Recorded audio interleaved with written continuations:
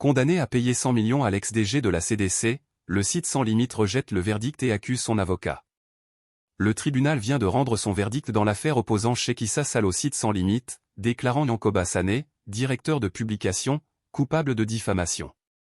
Il a été condamné à 6 mois de prison avec sursis, tandis que le média devra verser 100 millions de francs CFA à la partie civile.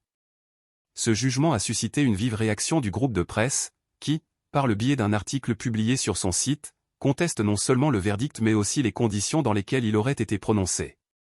Dans cet article, Sans Limites maintient fermement ses accusations contre Sheikh Issa Sall, le qualifiant de manipulateur et dénonçant des pratiques qu'il juge douteuses au sein de la Caisse des dépôts et consignations, CDC, une structure dirigée par Sall. Le groupe exprime son incompréhension face à un jugement rendu sans tenir compte, selon eux, des résultats des audits en cours concernant la gestion de Sall à la CDC.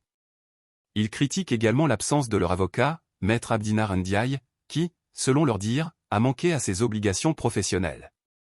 L'article rapporte que ce dernier n'a pas répondu aux appels du groupe depuis un mois et aurait prétendu être malade lorsque les responsables de Sans Limites l'ont enfin joint. Le média met aussi en lumière ce qu'il considère comme une conspiration orchestrée par les figures influentes de l'Ancien Régime, visant à museler les journalistes d'investigation. Pour Sans Limites, ces personnalités cherchent à étouffer les révélations gênantes mises en avant par leurs publications sur des malversations supposées. Cette situation, selon eux, expliquerait pourquoi le verdict a été rendu sans la moindre consultation du groupe ni de son avocat. En conclusion de leur communiqué, Sans Limites annonce son intention de faire appel du jugement, rejetant en bloc la condamnation qu'ils estiment injustifiée. Le site persiste dans son refus de retirer les accusations publiées à l'encontre de Sheikh Issa Sall et son entourage, affirmant qu'il n'y a aucune raison de revenir sur ses propos.